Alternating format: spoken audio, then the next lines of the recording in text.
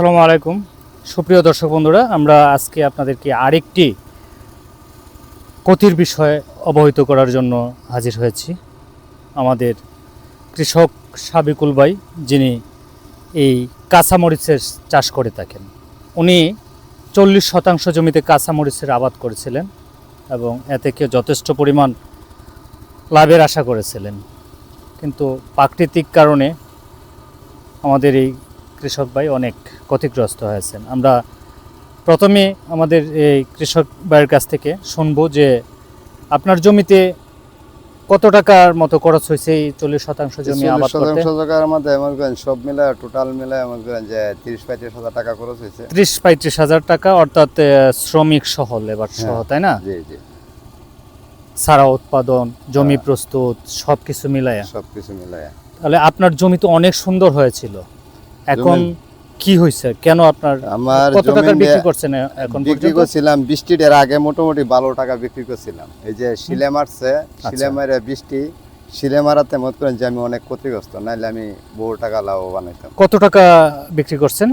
শিলে মারার আগে মত করেন যে 70-80 হাজার টাকার মতন বিক্রি হয়েছে। আচ্ছা।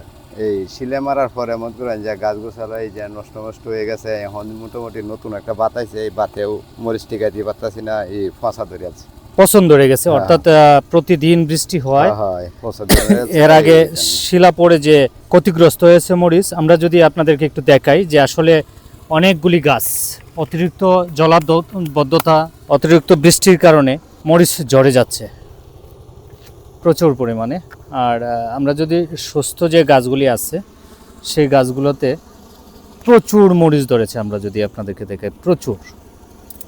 আসলে সাবিকুল ভাই, আরো যদি মনে করেন আপনার ক্ষতি, মানে এই গাছগুলি না মারা যাইতো, তাহলে আরো কত টাকার বিক্রি করতে? আরো মত করেন যে 70-80 হাজার টাকার মতো। আসলে দর্শক বন্ধুরা, আমরা জানি যে কাঁচা মরিচের যে জাজ অনেক সময় অনেক তীব্র হয়ে দাঁড়ায়। অনেক সময় এই মরিচ দেখা যায় 200, 300, 400 টাকা কেজিতে চলে যায়। আর যে অবস্থায় গাছগুলি হয়েছিল, আমরা আশা করতে পারতাম যে এখান থেকে অনেক দিন পর্যন্ত তিনি মরিচ উত্তোলন করতে পারতেন, যদি শিলাবৃষ্টি এবং অতিরিক্ত বৃষ্টিতে নষ্ট না হতো।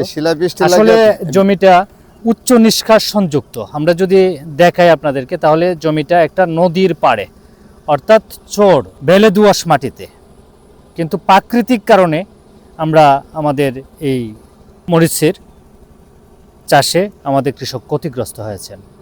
আর এই জমি প্রস্তুতে কৃষক যে অর্থ বিনিয়োগ করেছিলেন সেটুকু ফিরে আসছে, কিন্তু যে কাঙ্ক্ষিত লাভের ওনার আশা ছিল সেটা হয় নাই। আর এখন অনেক গাছ বিনষ্ট হয়ে গেছে। আসলে এগুলি কোনো রোগেও না, পোকাও না, বৃষ্টির জন্য। আমরা যদি দেখাই যে গাছের গোড়ায় মাটিতে পানি জমে থাকার কারণে গাছগুলি এভাবে মরে যাচ্ছে। আর যে গাছগুলি সুস্থ আছে, আমরা যদি দেখাই যে গাছের শিলার কারণে গাছের কিছু কিছু ডাল ভেঙে গিয়েছে, এই যে ভেঙে গিয়ে মরে যাচ্ছে। আর অবশিষ্ট অংশে প্রচুর মরিচ ধরেছে। যাই হোক, আসলে প্রকৃতির সাথে আমরা চেষ্টা করেও পারবো না, অনেক সুন্দর সুন্দর মরিচ, তাই না? যাই হোক বন্ধুরা, আসলে সময়ের সাথে তাল মিলিয়ে এবং কিছুটা আমাদের ফসল চাষ করাটা আমাদের কৃষক ভাইদের জন্য মানে অত্যন্ত গুরুত্বপূর্ণ। যেহেতু এই বছর আগাম বৃষ্টিপাত শুরু হয়েছে, পরবর্তী সিজনে এই বিষয়টা মাথায় রেখে যাতে আরেকটু আগে থেকে যদি জমিটা চাষ করা যায়, তাহলে আমরা এই ক্ষতির হাত থেকে অনেকটা রক্ষা পাবো। যেমন আমাদের ধানের ক্ষেত্রে এখন অনেক জাত যেগুলি স্বল্প জীবনকালের এবং দ্রুত প্রাকৃতিক দুর্যোগ শুরু হওয়ার আগে যেন কেটে গড়ে ওঠানো যায়, সে বিষয়টা খেয়াল রেখে এখন সবাই চাষাবাদ করে থাকে, তাই না ভাই? আমাদের এই কৃষিকেও যেন প্রাকৃতিক দুর্যোগ মুক্ত রাখা যায়।